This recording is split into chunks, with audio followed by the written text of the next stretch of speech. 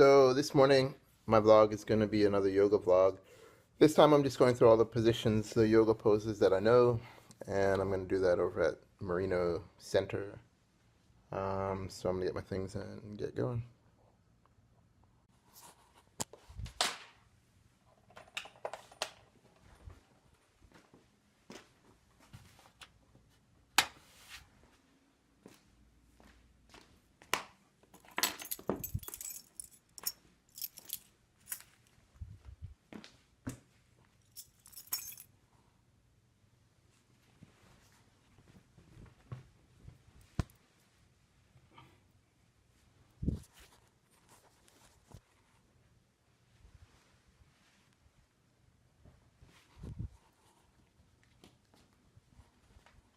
Those are actually one pair of the warmest gloves that I have so far. They're really warm. And it snowed last night, so it looks really good this morning, but it's going to be cold. Too bad. Well, I guess I could wear my boots and change my shoes when I get there. Which is what I probably should do. So, yeah, I guess I'll do that. So, 1 second. Alright, so I got my boots on. Shoes are in here. Turn off all the lights. And I'm locking the door.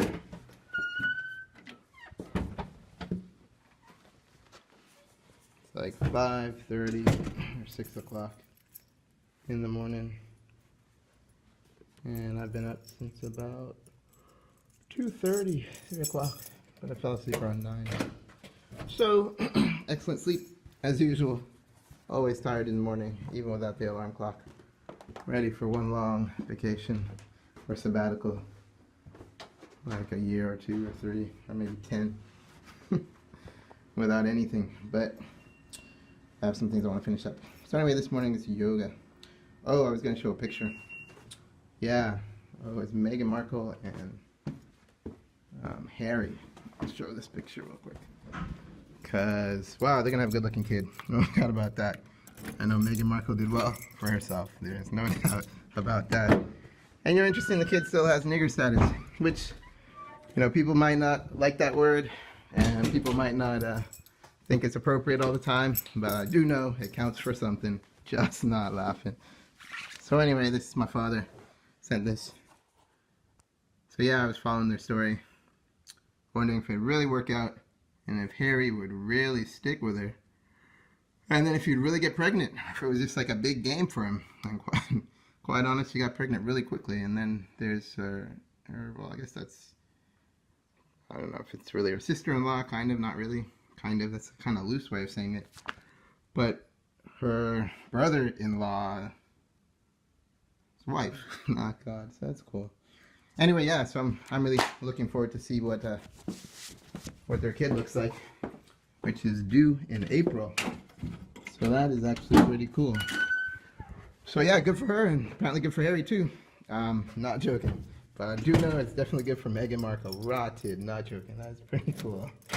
So there it is. If I was her, I would have done that. Not joking. If I knew, or if I could, or whatever. But yeah. So hopefully they'll have a good time in England. And apparently all over the world. So now it's time for yoga.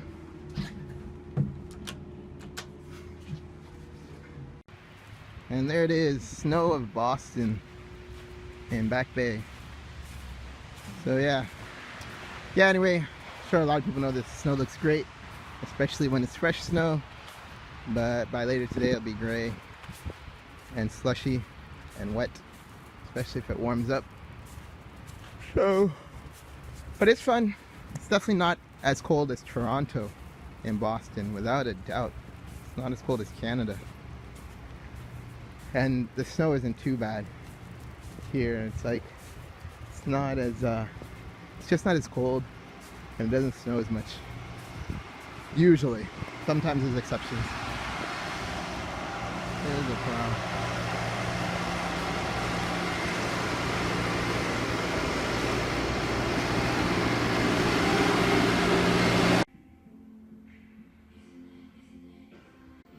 So now I'm in the locker just to change my boots and put on my sneakers.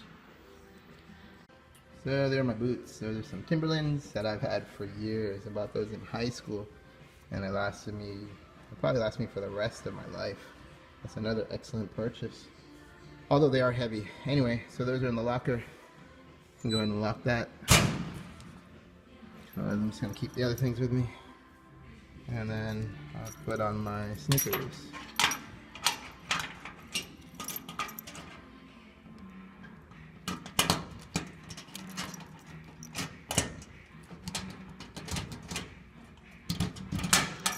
I'm supposed to keep the key, so it's going in here.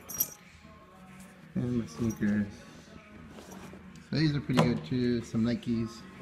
I usually go for Pumas because Puma supports Jamaica, but I do like Nike too.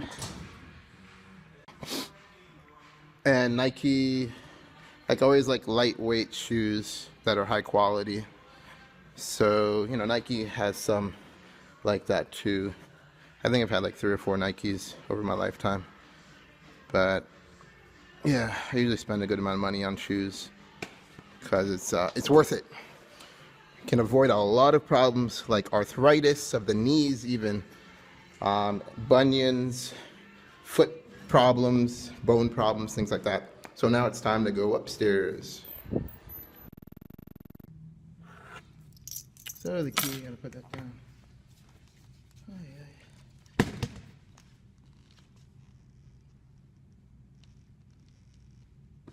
Gonna take these things off.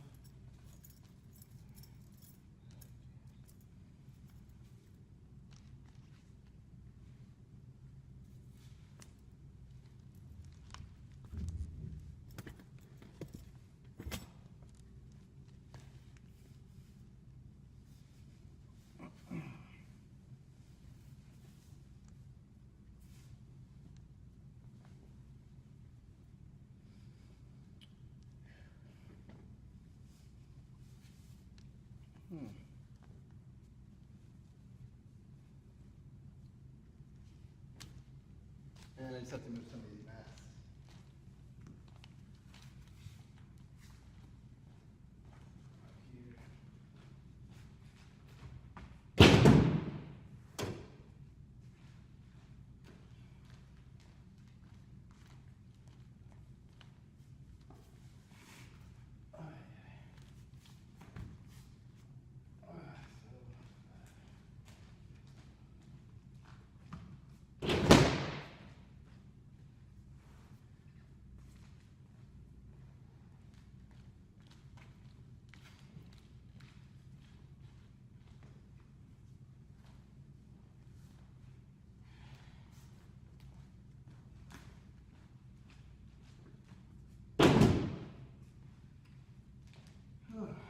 Wow.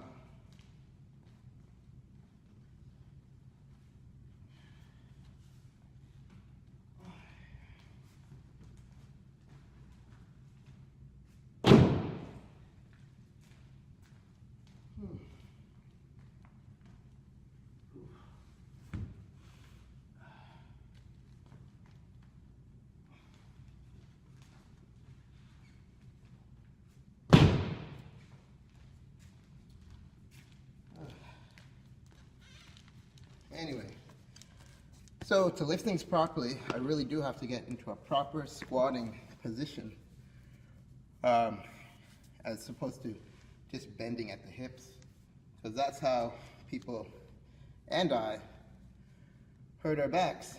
So, you know, I definitely use proper technique all the time, and if I don't know proper technique, then I figure it out, ask questions, you know, do some research, read something, or even sometimes hire someone if it's really difficult or complicated, or, you know, talk to someone, and, you know, find a volunteer. All right, so time to put up the mat. So let's see.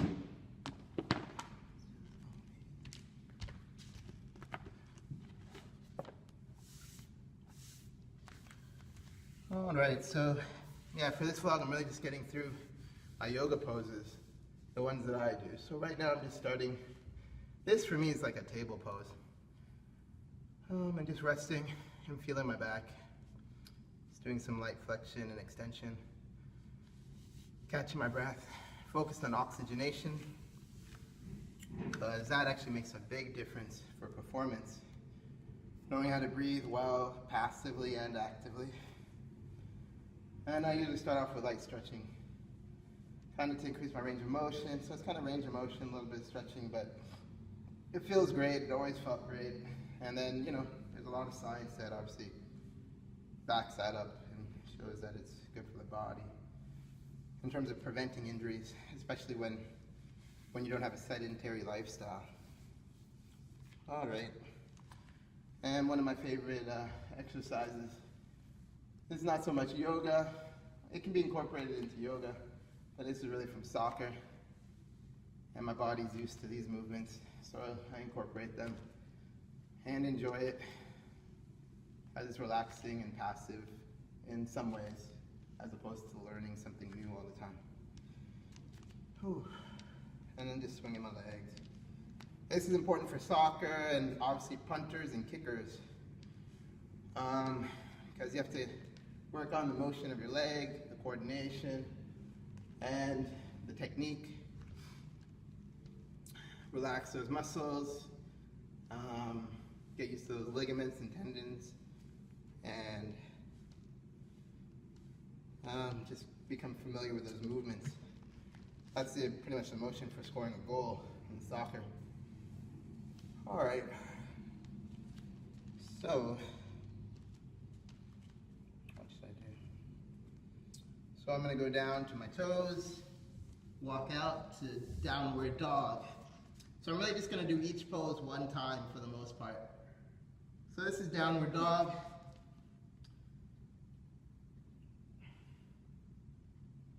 And then from downward dog, it's easy to get into cat, just by taking the knees or bringing the knees down. And in cat, this is a good time to work on the mid back and low back and upper back and, you know, the entire spine. Just by doing some flexion and extension of the spine.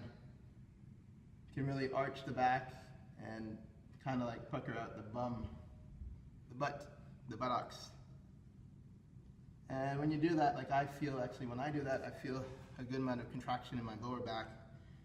I think it's like multifidus, erectus spinalis, paraspinals, a lot of other muscles, maybe quadratum lumborum. I still have to finish up the back. The number of muscles in the back, the actual discrete number, not just by name, but the actual number. Some muscles in the back have like more than one, but they share the same name for the most part, at least colloquially.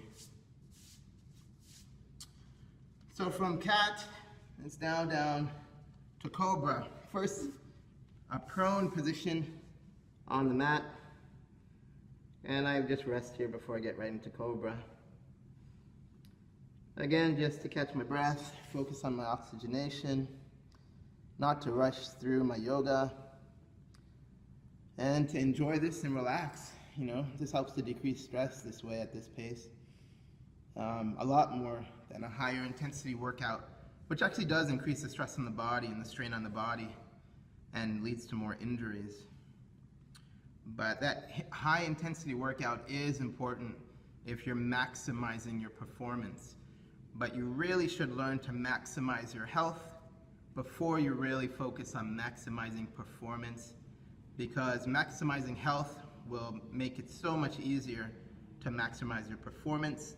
And maximizing health really focuses on, well, the key thing is nutrition, as well as some other activities like proper rest, proper sleep, whatever things are enjoyable, and, you know, minimal exercise. And then once that's well understood and what to do, then it's a lot easier to maximize performance by ramping up and finding the other little things that make the difference over time. So now I'm up into cobra, which is just pushing my shoulders back to bringing my head back.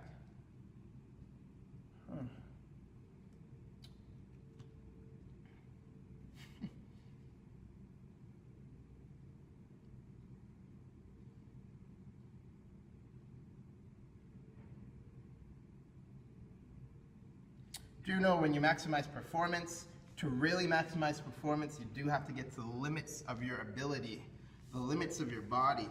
So I've done that several times. I've gotten to the limits of my body in soccer and in academics. And, I know where those limits are now, and I know, when to stop and when I want to stop, and when it's too much and too much recovery for what I want to do, for my ideal situations now.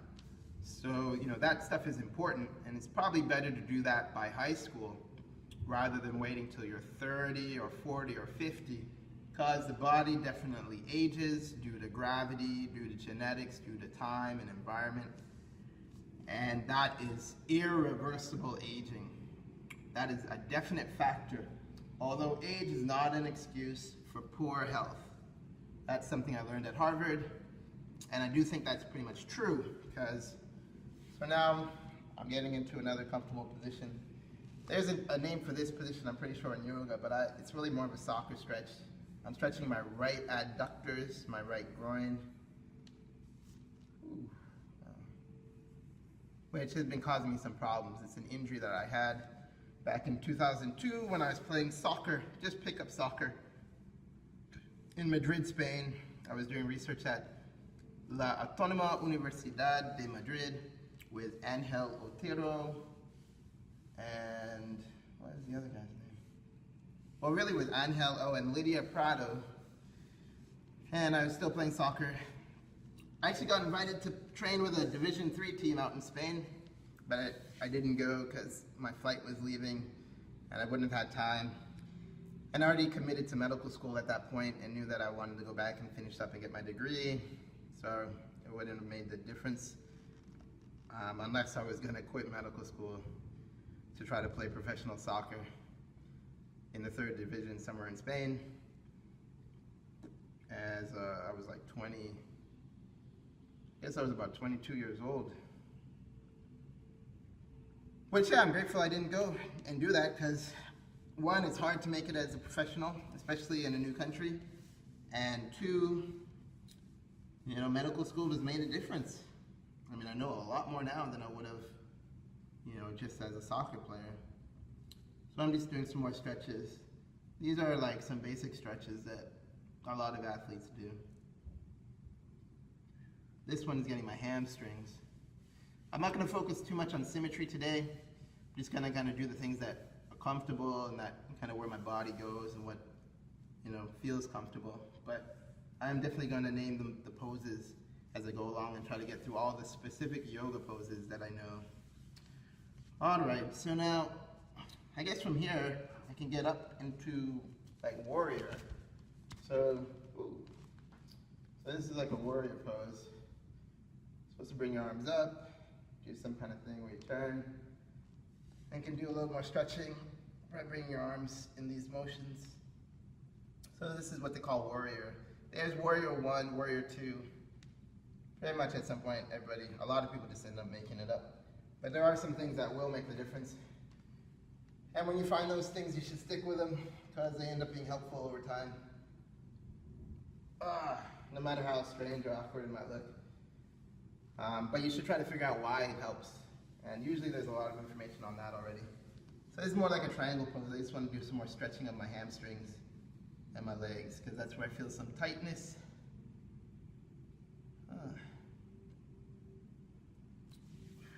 So I'll do the other side now. So again, back into a warrior position. Arms up, turn yet again, over and down.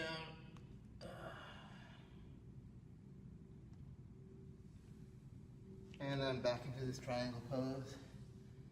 Again, focusing on my hamstrings. So the hamstrings are like the biceps femoris, and that's at the posterior aspect of the thighs. The leg is actually really just the below the knee, and then thighs above the knee to the hip. So I'm back into standing. And yeah, the legs and thighs and all that is really the lower extremities.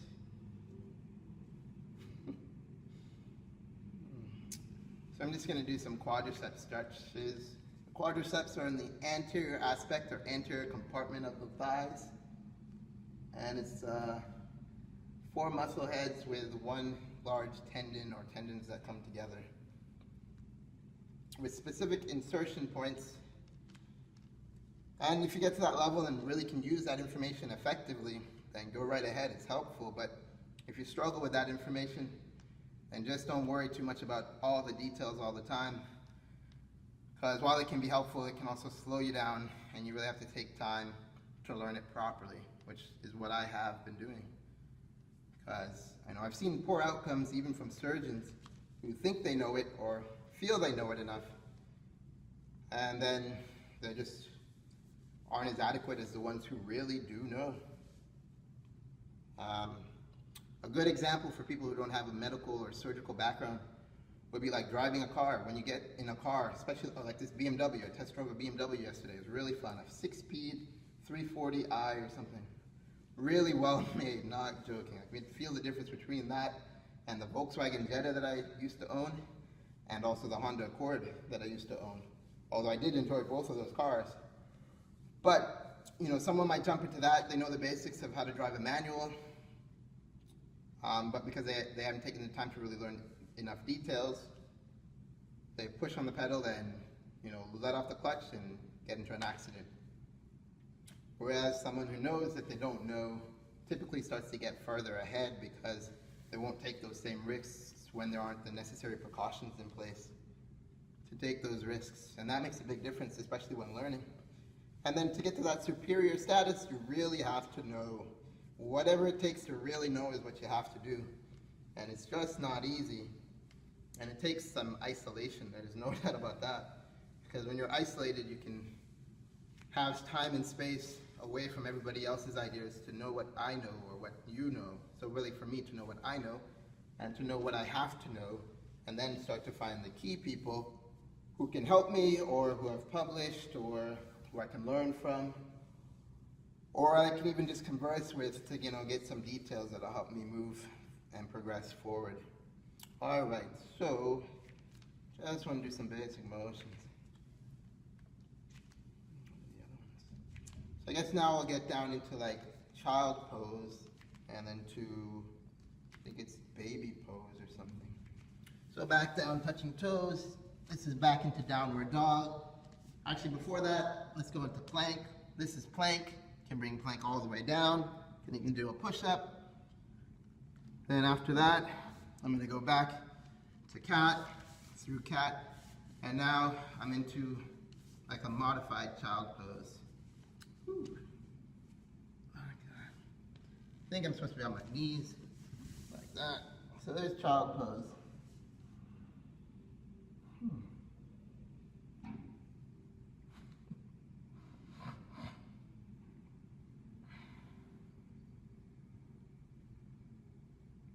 I can feel some stretching in my upper back, like, I guess between my scapula, subscapularis even a little bit.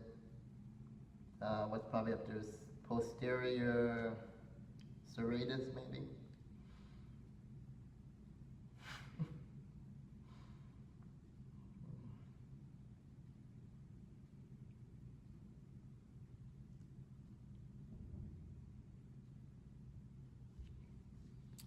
All right, so from child pose, I'm going to go back into cat, and then, well, actually back into child pose and sitting. So this is an Indian pose. I guess we would call this Indian sitting or something like that. Legs crossed. Maybe it started in India. All right, then legs out, and I'm going to go back into a supine position. Just to rest, catch my breath again. Focus on oxygenation. This is a good time to open windows, breathe in more oxygen passively as more oxygen would get into the room that way. But there aren't any windows in this studio. So now into, I think this is baby pose or infant pose or something, which is just grabbing my feet and rocking back and forth.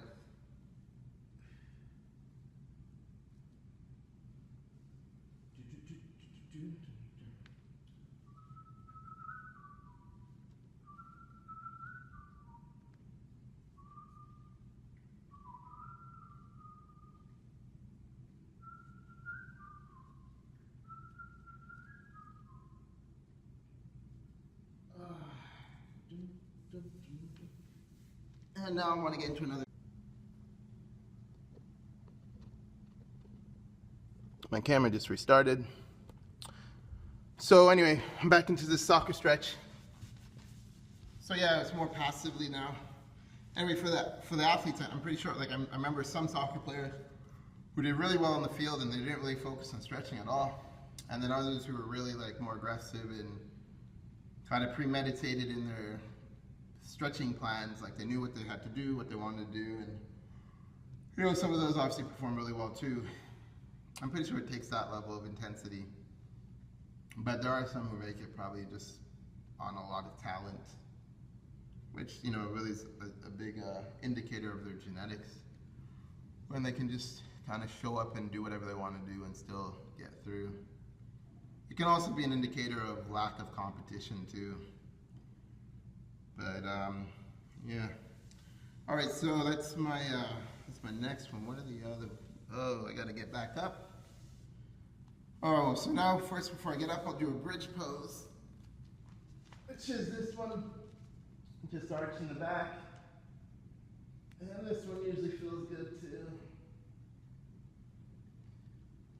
And causes some cooling of blood in my venous system, in my brain, and my cerebrum, and my cranial cavities and vessels. All right. So now it's back up through a cat pose, up to standing, touching feet, and into tree pose.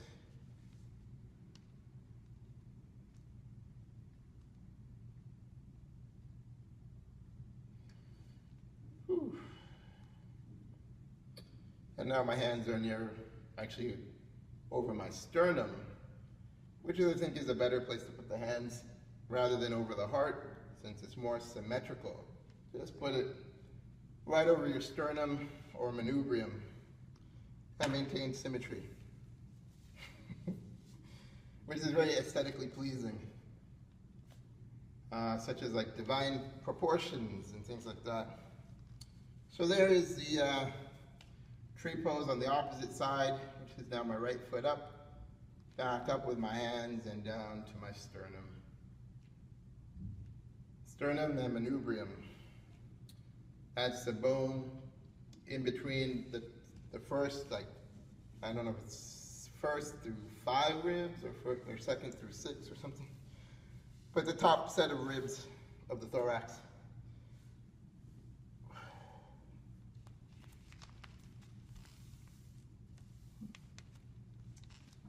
Just checking to make sure that my iPhone's still on.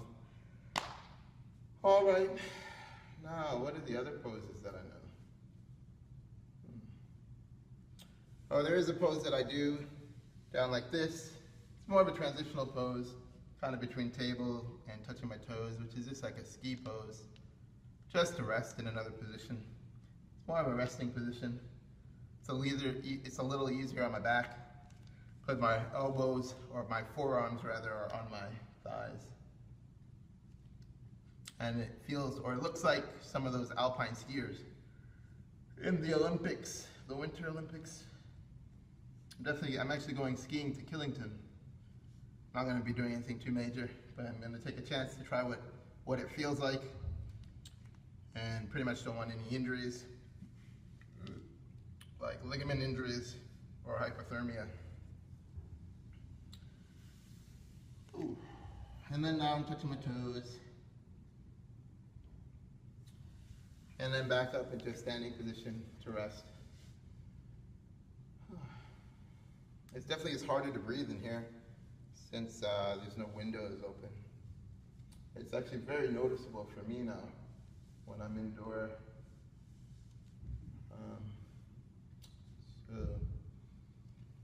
But not impossible. I mean, not too much of a health risk, but it can be actually, especially for people with respiratory diseases like COPD, chronic obstructive pulmonary disease, cystic fibrosis, lung cancer, pneumothorax, pneumonia. Those are some that come to the top of my brain or somewhere in my cortex. And then also with people with cardiac problems because they have problems with oxygen supply. So myocardial infarctions, cardiomyopathies.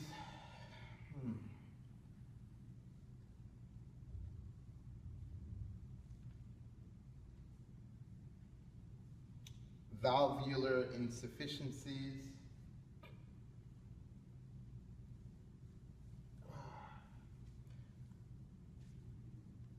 Arrhythmias like atrial fibrillation, certain tachycardias, ventricular arrhythmias. If those people make it to a studio like this, wow, then it must have been a heart attack.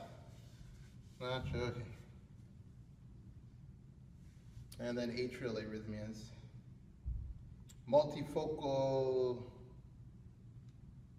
something, atrial tachycardia.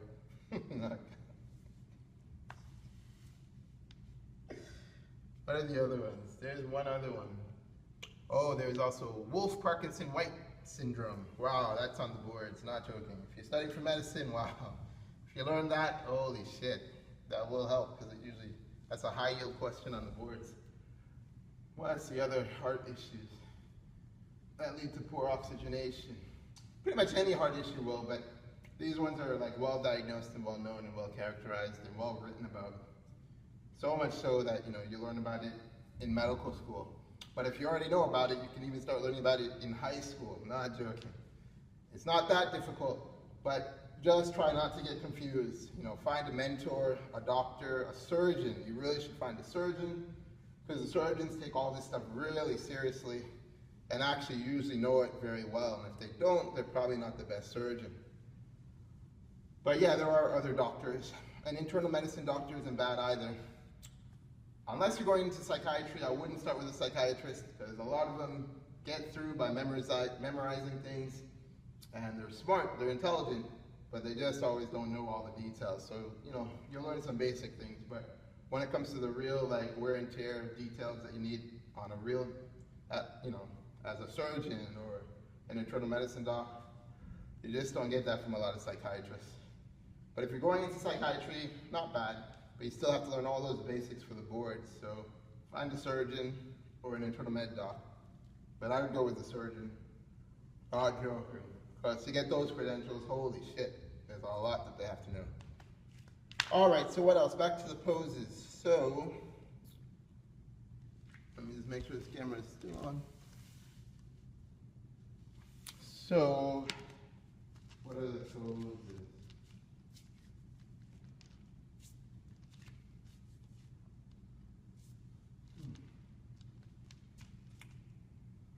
I think that's most of the basic poses that I know. There might be a few others, but I'm not recalling them right now. They're somewhere in my brain, in my cortex. It will come back to me, as it always does. But I guess I'm just not sure enough right now, or calm enough to figure out every other pose that I know. But there are some others. I guess that's really it.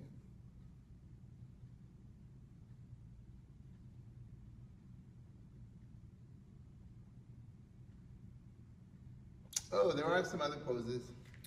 So to get into these ones, I'm just gonna go back down to touching my toes, hand walking through downward dog. This time I'll go into plank, all the way down, up into cobra, and now I'll get into some other poses.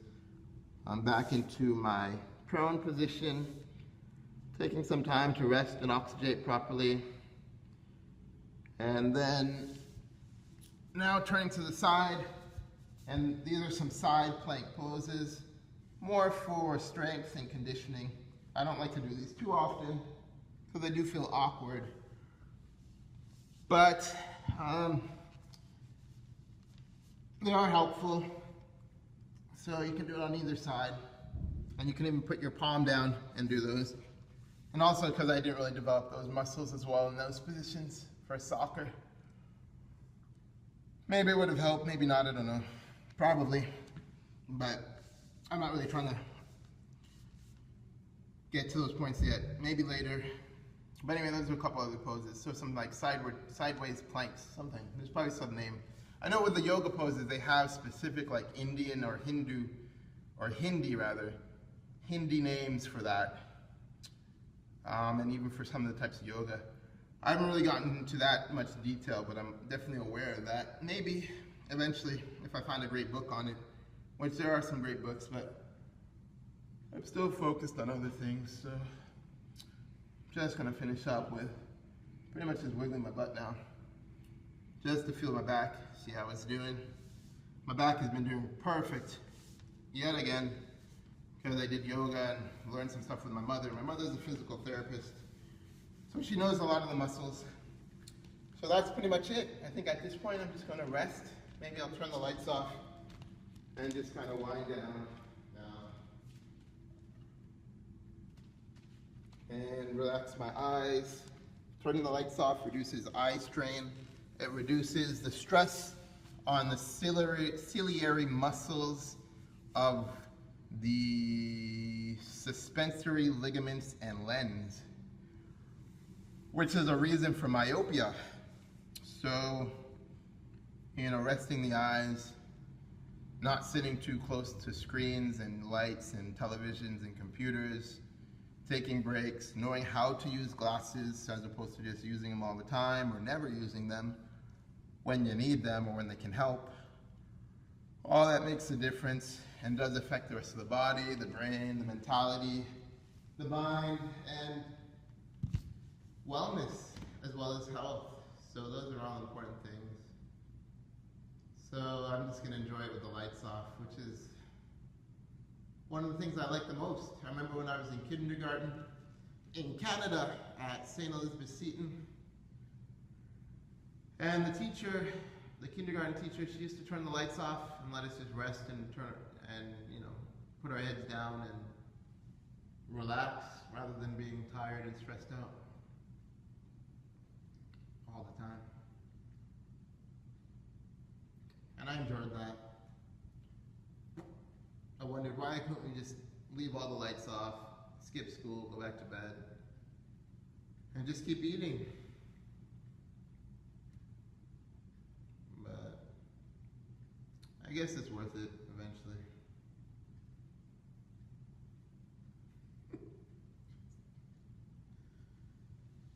Oh God. It's kind of like, what's the point of all this sometimes?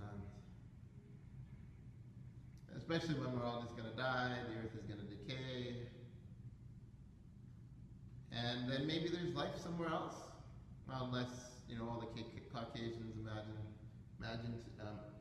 manage to colonize the moon, and then Mars, and then Jupiter, and then Saturn. And then what? Which galaxy next? Holy shit, man. Oh, God.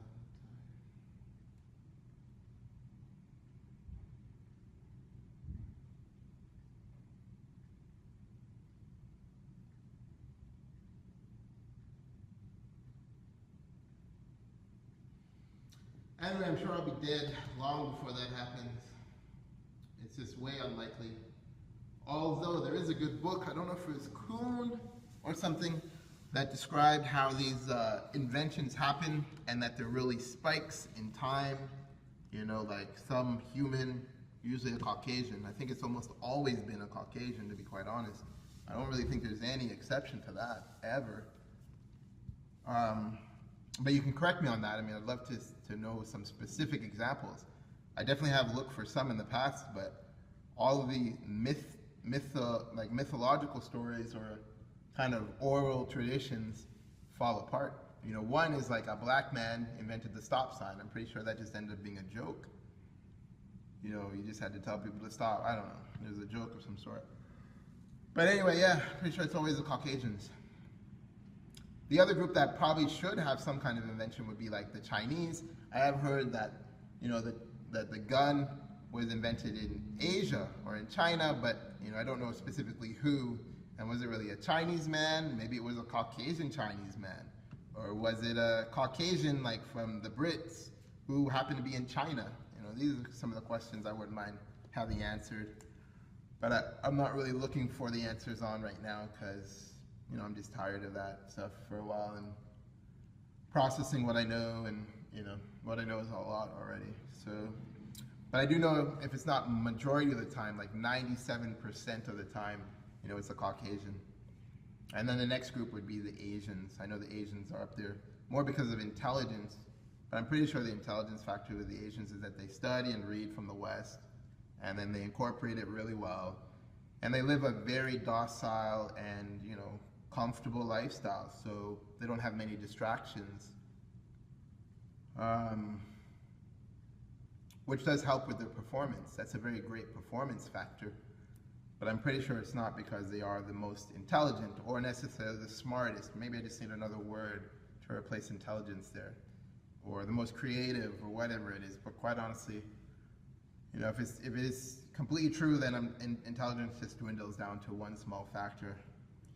But if it's just because of other factors that I've written about, then I can understand it, and it's just another mark for Caucasians to encourage multiculturalness, multiracialness, non-whites, lesser whites, other humans, to be involved in their processes, which are really of the West, which is Western civilization that centers in Great Britain. That really centers in the British Isles. Yes, Rome, of course. Yes, Greece. Of course, the Byzantines. And then, there were some dynasties that did some things like the Han and whatever. But, ultimately that ended up becoming Great Britain and the British Isles and Ireland, and then eventually North America. And Australia. And those are the dominant communities, which are all Caucasians. I'm not taking anything against, trying to take anything away from the others. It's just the ignorance or the stupidity that I'm trying to move on from and get to the objectivity. And I know that's really objective and not wrong. But I'm definitely open to the other little blips of intelligence of non-whites, but I just don't know all those examples. And those are quite obscure, And I'm not really trying to focus on policy initiatives, because that's just really incorporating the science that we already know in a humane way. My God. Holy shit. Which isn't stupid. It's not completely dumb, but it's not the same as inventing and knowing and getting it to the cutting edge.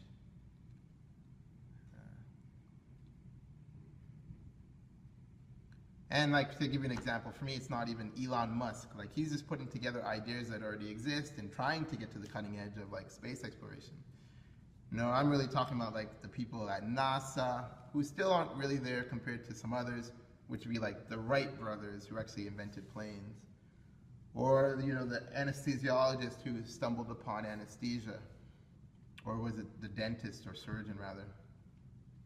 And then the other great example is penicillin, the guy who invented penicillin. Someone who I put into that category would be Gregor Mendel. And that's probably a downfall of Hitler. Hitler didn't really invent much. He was just, making policy initiatives around eugenics and genocide. So for that, he, falls a few notches in my book, for me. But he did make a big impact on my life, because he made a lot of things very real.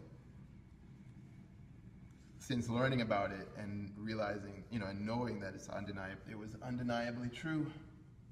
But for that, Gregor Mendel, is way ahead of Hitler still in my book, because Gregor Mendel took his time, did something that was effortful, and got some real major information. Watson and Crick, those are the kind of people, those are the ones way ahead of policy and all the crap behind them. So, and that's really what it takes. There's a lot of surgeons who I think could get to that level, but choose to operate. And then there's some who do get to that level, like Joseph Murray, who else?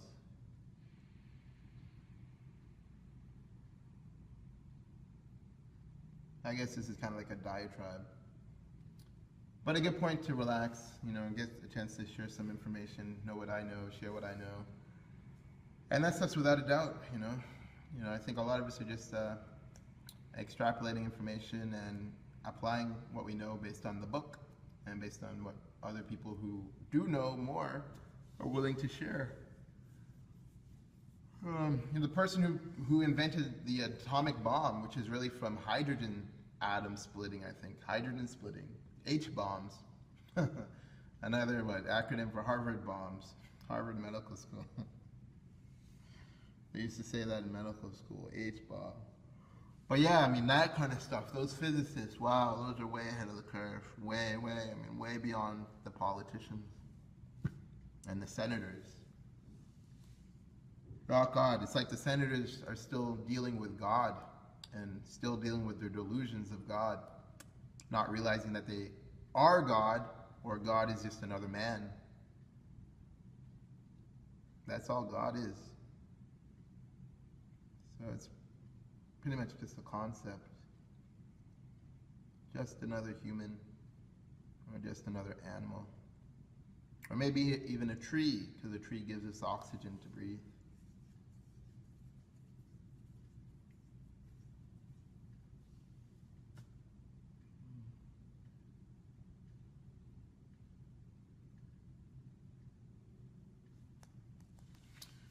Anyway, so that's the end of my yoga session. So this is going to be another long video. Woo! Let me know if you can see my face. You should be able to. Anyway, I'm going to go ahead and turn the lights back on. Just taking my time so my eyes can adjust slowly. Just using this little bit of light here. And once I get to another comfortable, stable position, then I'll go turn these lights on. It definitely takes some mindfulness or a lot of awareness or cognizance or self-actualization to get to this point. If you know, then you know. If you don't know, you really just don't know, even if you think you know. And the unfortunate thing with not knowing that you don't know is that those people continue on a path of delusions, thinking they're correct all the time or much of the time or any time even, when much of the time they're just wrong and not willing to accept correction, which makes a difference. There's no doubt. I know it's always made a difference in my life, you know, with my parents, my mother, my father, my sister, you know, family, and then also faculty of all the different schools that I've been through and friends. Although some of them were wrong, and there was no doubt about it. And, you know, eventually I'll even prove that for some of them, not for all of them.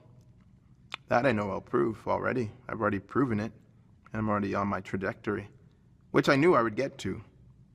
By medical school, I knew I would accomplish much of what I'm doing. I didn't know all the details, but I knew I'd get there.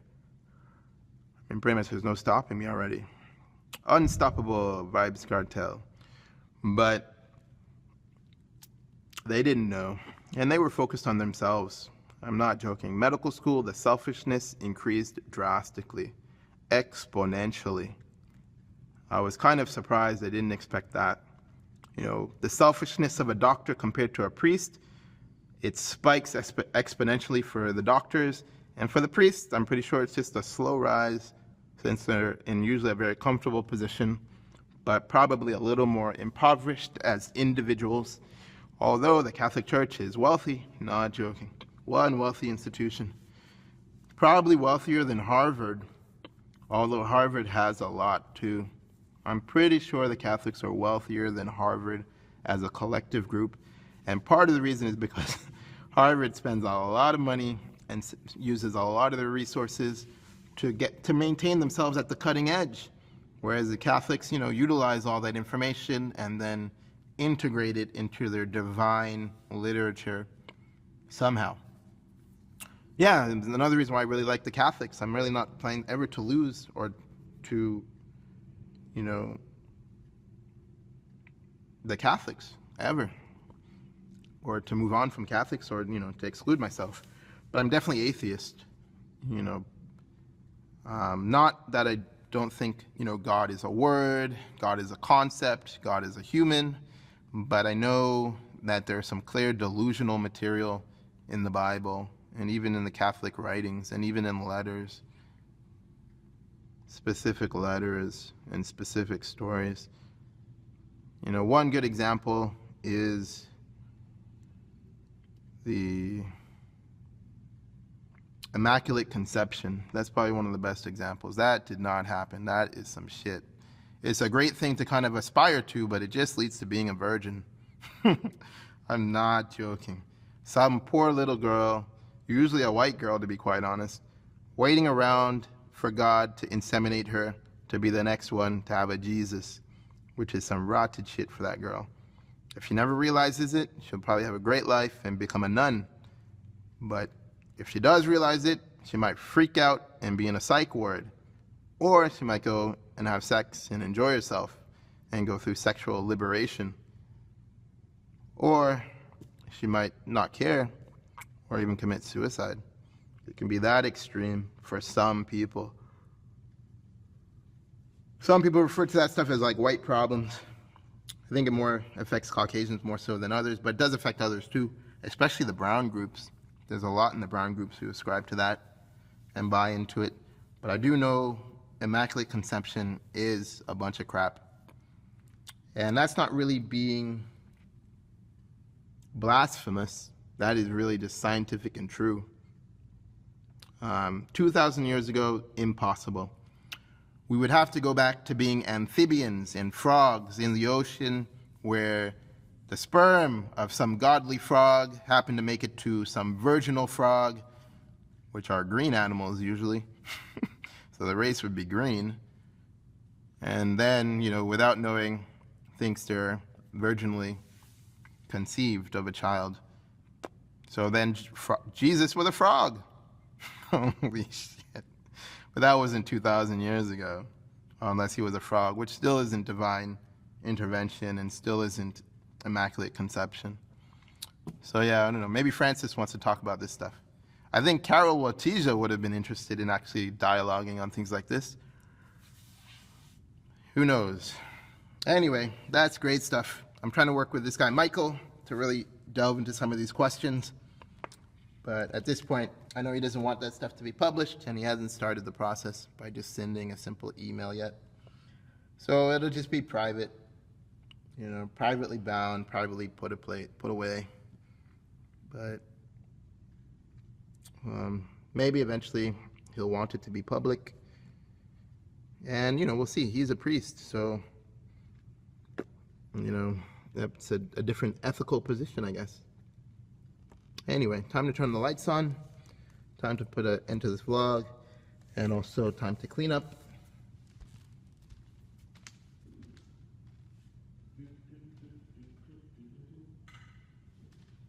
So I'll just put one set of lights on. And just take my time and relax. I just have to get my yoga mat ready. The other thing, I did answer a question on Quora about what it takes to be a superior surgeon or a top surgeon.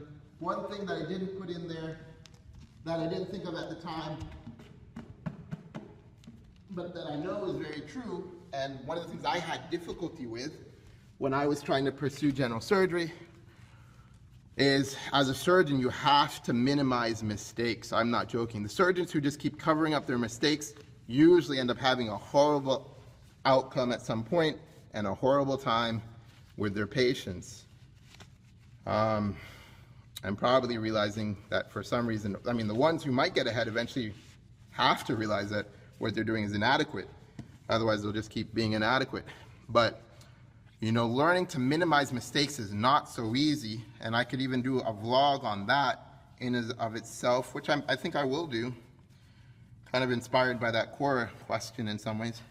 But it's something I was trying to understand, and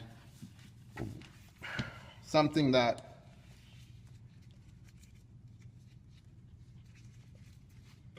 I worked on for myself and went through that process on my own, just using everything else that I was doing, kind of following my own outcomes, and realized it's not easy, and it's not easy to undo poor technique. And quite honestly, once poor technique is ingrained in someone's brain, it just, the person will probably just end up crazy. Not joking. I definitely, after I went through all that psych stuff that I went through, 21 hospitalizations, some of it unnecessary, some of it I needed a bed, Some of it I could kind of understand later on in some ways, although it was a little flimsy and gray, to be quite honest. But I wasn't against it because I was homeless too. And, after that, I really went trying to understand what it really took to be a surgeon, what I knew, what I did well, what I needed to work on.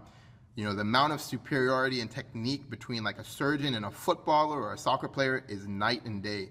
Yeah, I know a lot of people compare athletes to surgeons and other professionals and, act as if they're doing some godly thing all the time. Historically, they are, but when it comes to like modern day, what's really going on, those surgeons are way more, not joking. The average surgeon, wow, just to function as a surgeon in America, in the United States of America specifically, and probably, specifically in the United States of America, the amount that they have to know, it's not God. I mean, they really have to know all those details, and they really have to be well-formed. It starts from age 2, age 1, starts from eugenics, finding the right mate, assortative mating, all that crap. And quite honestly, it is important, especially on that type of trajectory. So when it comes to that stuff, I'm kind of in a frog position now. That was one I didn't actually end up doing. But anyway, just to finish that up, all that stuff is really important. I try to overcome some of those mistakes and try to, figure a way how could I prevent mistakes, how could I make sure I didn't do mistakes. And some of that stuff was so tedious and tiring, I was just worn out from trying not to make a simple mistake, which was something that I inherently or innately was going to do no matter how many times I tried not to. I would have been spending the rest of my life trying not to make one mistake. And so afterwards, I just got over and made the mistakes and then started trying to understand, okay, well, when will I make a mistake? Because it was clear, there's no doubt about it. As humans, we err, or as a human, I err. And as a result of that, that means I'm going to make mistakes. So the next approach, rather than preventing every single mistake, was I will then try to know when I'm going to make a mistake, maybe start to predict it a little bit better, maybe try to decrease it, but not stress myself out. And then if I make a mistake, what should I do? And I started focusing on those things. How do I overcome those mistakes so it doesn't get worse, so it doesn't elevate into something worse or escalate into a worse problem? And it wasn't easy because I had to go through a lot of trial and error. And then eventually things started working yet again. Because, I just keep focusing on process when things aren't going so well. And then I use outcomes to guide me. If my outcomes are improving, then things should be improving with my process. It's not always true, but it's usually true. And I just check other, factors, inherent factors that I can think of or come up with or know already. And if I have to, I write about it. And, now I usually write about it. So there's a lot of business people who know this, a lot of high performers, a lot of professionals. Definitely surgeons know this. Any high-performing scientist has to know this too. I remember when I was in the lab at Moffitt Cancer Research Center with Saeed Septi, and when I was there, that's one of the things I focused on. I was, much more fit. I could rely on my fitness a lot more, my physical fitness, as opposed to cerebral power every single time. And, I worked more like a technician at that point in that lab, but I had to do it very well and reproducibly, and so well that, it'd be convincing to Saeed so that he knew I did it properly and that my results are indicative of the work I did in that lab. That was like a 2-3 year process. But this one was even more difficult because when it gets to the level of a surgeon, with a scientist, oftentimes you're just wasting another resource, a non-human resource, which we take a lot less seriously. That's the truth. Every other animal, plant, and all that stuff, we don't put it on the same pedestal as a human, even though some people try to do that. But inherently, no one really does that well because we're human. So, and then we're selfish, and that's the truth. So, ultimately, as a surgeon, wow, the indicators and the quality monitors are so high. I just started realizing it didn't make sense for me to take that risk to even really try to be a surgeon. I did apply and stuff. I did think about it afterwards. I did get some interviews, but I was just like, what's the benefit there, and what's my quality of life going to be? I'm just going to be a negative, tired, angry person, frustrated because my work is too hard, because my outcomes aren't what I want to be, because I'm not going to be as superior a surgeon as I, would have expected, because I do expect to always be the best, not joking, always. And as a result, I kind of didn't really focus on that. I realized there was a lot I had to learn. I didn't know enough anatomy, didn't know enough physiology, I didn't know enough about the body, I didn't know enough about my own body, I didn't know enough about the mentality necessary to do that adequately, and I wasn't willing to be a negative person for the rest of my life, focused on only that. It was not the only thing that I wanted in my life. So everything else kind of won because that was just too hard. I could have focused on that. I even thought about it, give up everything and just be a surgeon. And I would have tried, I would have even tried with an internship had I gotten in at that point. But even when I went for different interviews, and even research interviews, talked to other people struggling to be surgeons and, Caucasians, not just, blacks or non-whites or whatever, but Caucasians specifically, I realized, wow, it's just not worth it. It's not worth the money for me. But if they would have let me in and let me cut people up and learn along the way and not fire me if I killed people on the surgical table, I would have done it. I didn't have any problems with killing, not joking. I wasn't a killing factor. And I know surgeons got ahead because they killed. There are Caucasian surgeons, I don't know all the details, but I do know this exists, who have killed patients probably even purposely. And the reason why I don't have all the evidence, but I have little circumstantial evidence that I can extrapolate to those conclusions, which are very strong because of laws, certain laws that health quality people have put in place to protect patients from surgeons. And so, unfortunately, I wasn't in that era because I would have killed them. I'm not joking. Not that I'm trying to be evil or mean or amoral, but that is human instinct. And when you have that amount of power available to you, or really available to me in this situation, then yeah, I would take advantage of that fully and enjoy it. And as long as I didn't end up in a horrible situation, I wouldn't mind. But having said that, I will give you one example. I know I'm going into these other things. I just don't really like to wait to make yet again another vlog and another vlog to waste my time and my day, since I can just give you all the information right now ahead of time in some ways. But one surgeon at the Brigham, Michael something, and I included him in one of my novels, he's a cardiothoracic surgeon. He counseled one of his patients to have surgery for their heart. He did the operation. The woman died on the table. Obviously he didn't overly blame himself, because if he, any surgeon who takes that approach will usually end up in prison or with malpractice or out of practice really quickly. So that's part of the game of being a surgeon, especially for the ones in the families who don't know what it takes yet. But he ended up being shot in the head, or shot in his body, by that woman's son. This happened at the Brigham. And that put it on a new level. I was like, holy shit. Yeah, it's great. Some people revere doctors and surgeons, but there are others who, look down on them and wonder why do they keep doing what they're doing. And then there are people who take it even to the more extreme level where they'll go and kill them for poor outcomes, or even, just for not doing the right thing or something. I don't know. But, no one really told me this before I went to med school. It's almost like being a gangster. It's like, holy shit, man. It's like they're all little gangsters going around operating and working on science. Little white Caucasian gangsters as surgeons. Holy shit, not joking. There is some similarities in the mentality, but there are a lot of differences. So yeah, I'm not really trying to infer that a gangster off the street is equivalent to a surgeon at Massachusetts General Hospital. But what I will say is some of that little killing mentality is definitely integrated in those surgeons, as well as it's integrated in all those little gangsters on the street. It is important. Even though there is a commandment in the Bible that is, thou shalt not kill, just ends up being another stupid thing. And the reason why that's stupid is because we're all killing to survive. We're all eating plants, we're eating animals, and that is killing. Not in a very drastic level, but that is definitely participating in killing. I've thought a lot on that and come to those conclusions, and I know that's true. Sure, we can come up with more conflated definitions or more discrete definitions of killing, but on a basic level, that's killing, because that's what it takes to survive, as we and I and all humans are animals. I'm still trying to get my mother to realize that she's an animal. She thinks she's not an animal because she's a human. Just doesn't make sense to me anymore. And before it didn't really make sense, but I wasn't sure, and now I know that's wrong. All right, so I'll leave you on that note. This is my vlog on yoga. Those were my basic poses in yoga. I haven't done too much study on yoga. These are things that I've picked up since kindergartner when I started my first yoga class at St. Elizabeth Seton in Canada, Mississauga, Canada. I had the chance to start yoga there. I did it a couple of times or one time or as many times as they offered it, which was just like once or twice. I was like 4 years old.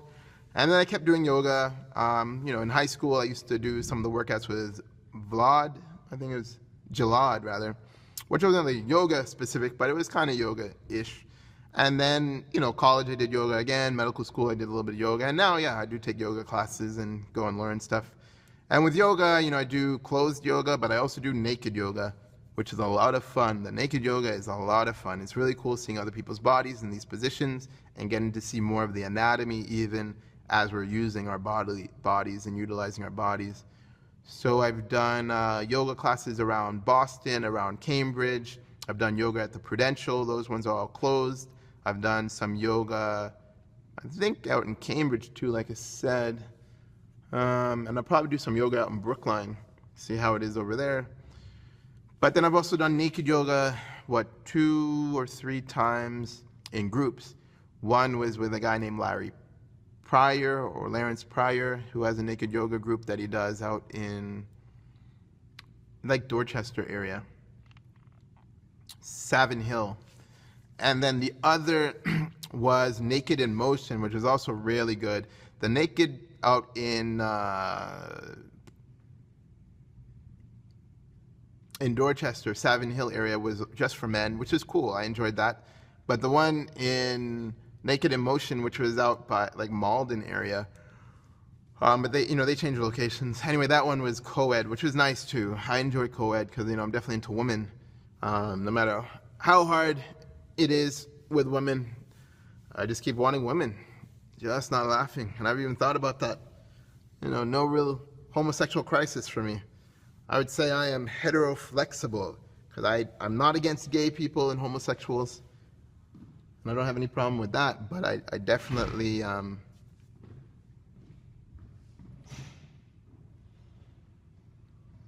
just had a visitor.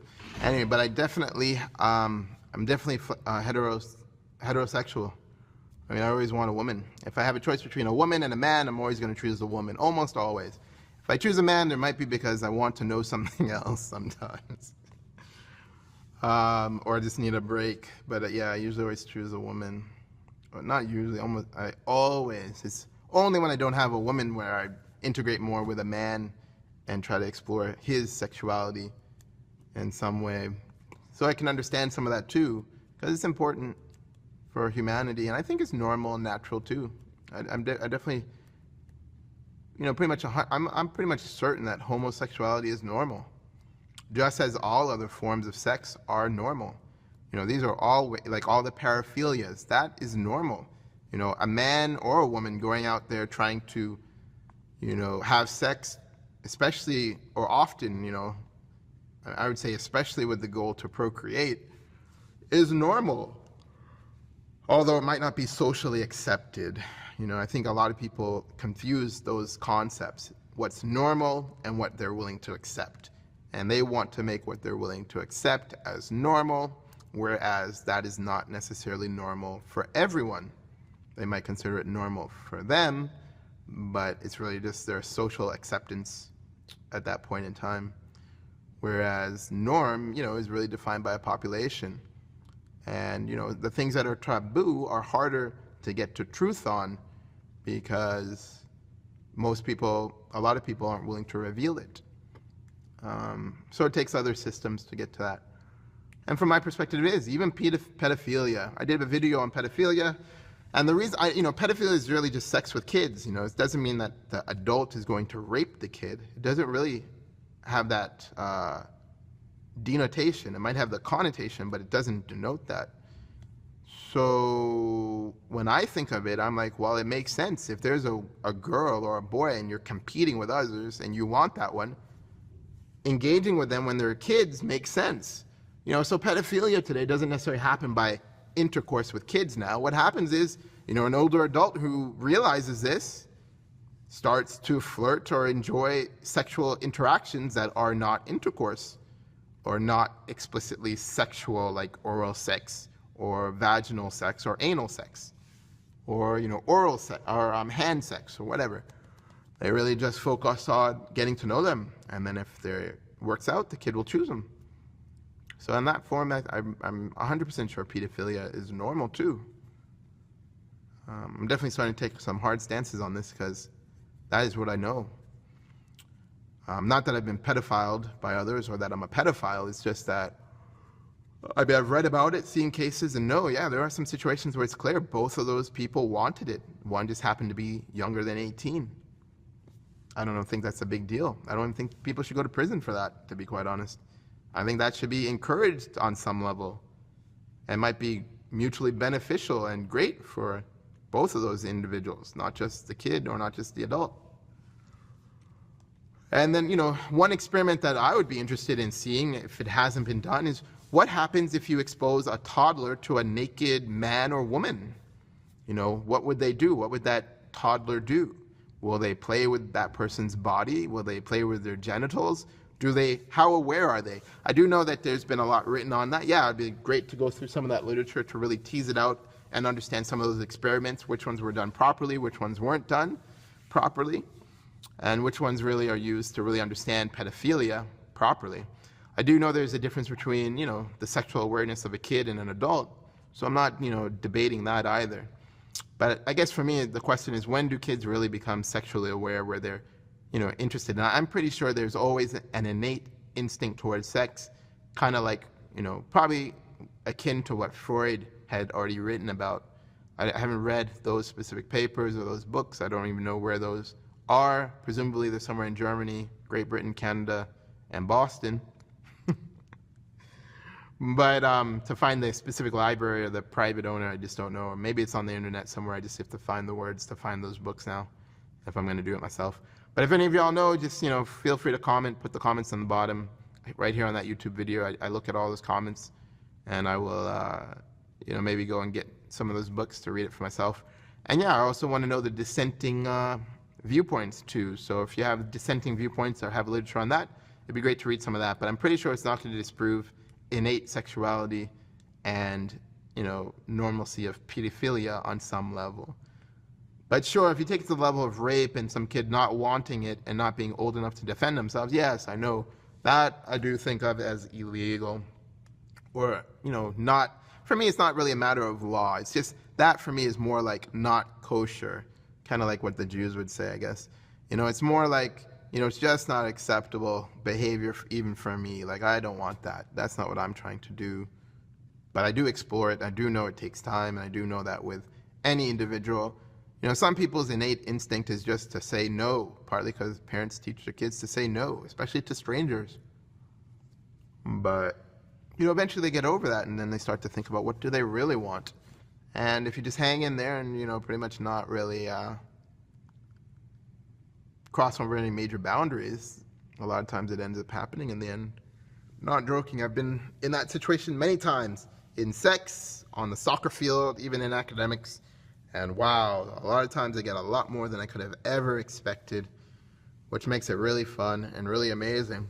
But it does take patience, it does take knowing the boundaries. Knowing the boundaries makes a big difference, but it definitely takes trial and error too. Anyway, so this is definitely a long vlog. I've gone to a lot of things that I wanted to share.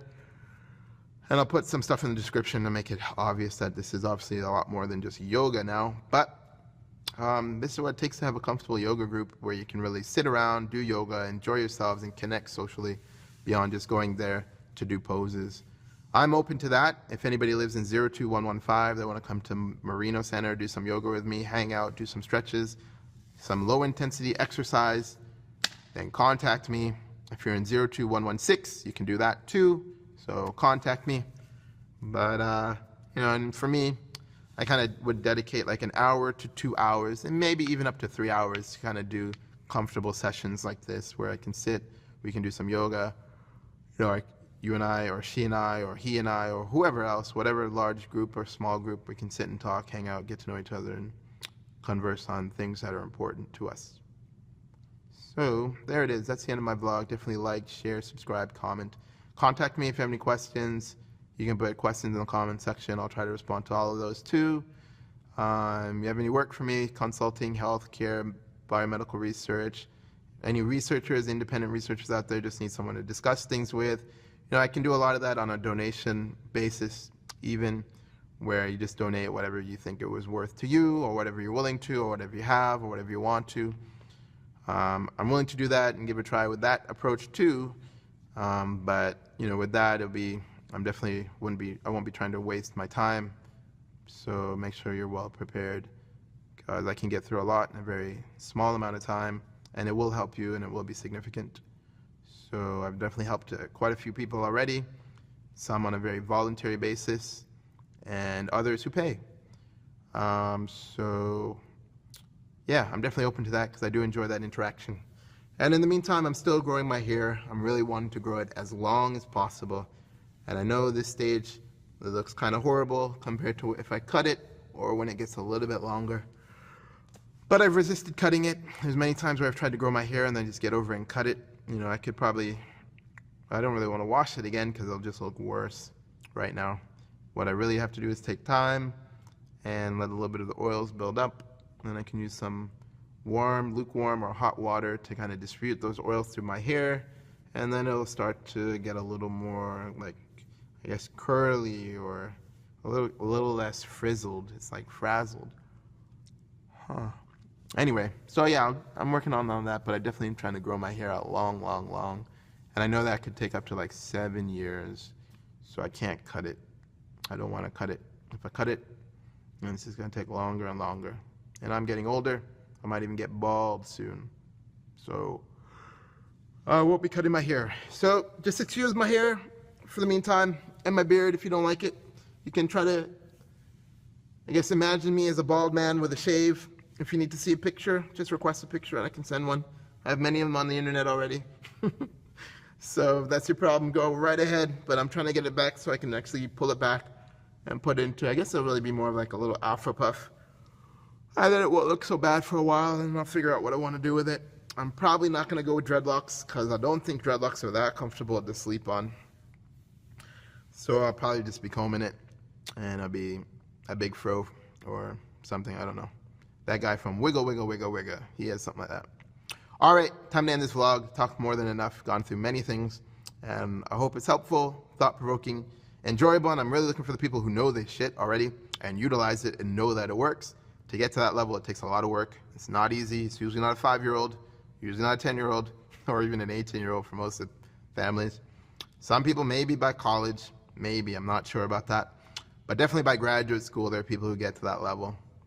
Yeah, there probably are some who get to it by college. I'd say probably by junior or senior year.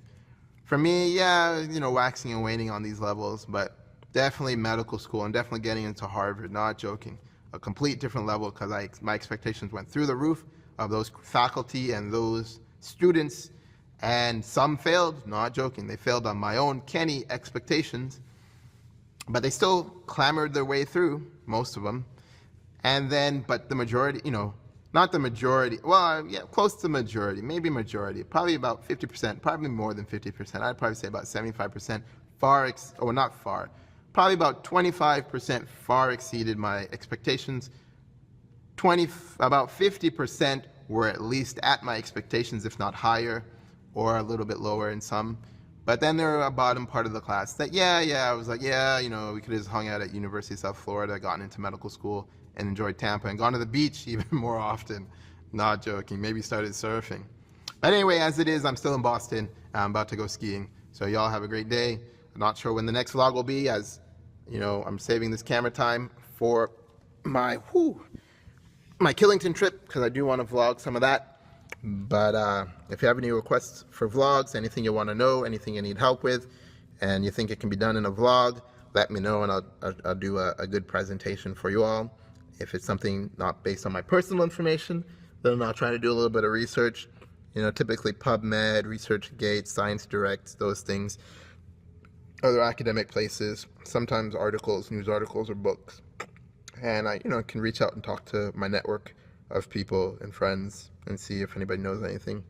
If I can't answer it myself, or or if I think other people have something important to offer. But, anyway, in the meantime, be well, be healthy, and wellness first, no doubt about that.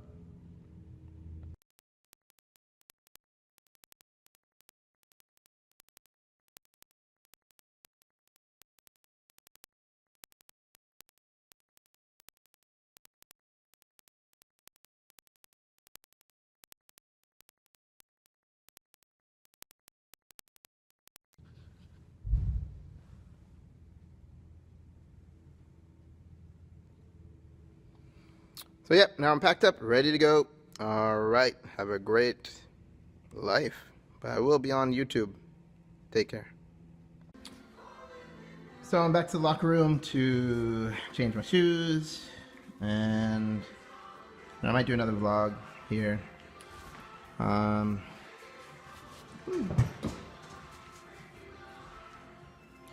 on my boots, put these things in my bag, and then get myself going back home.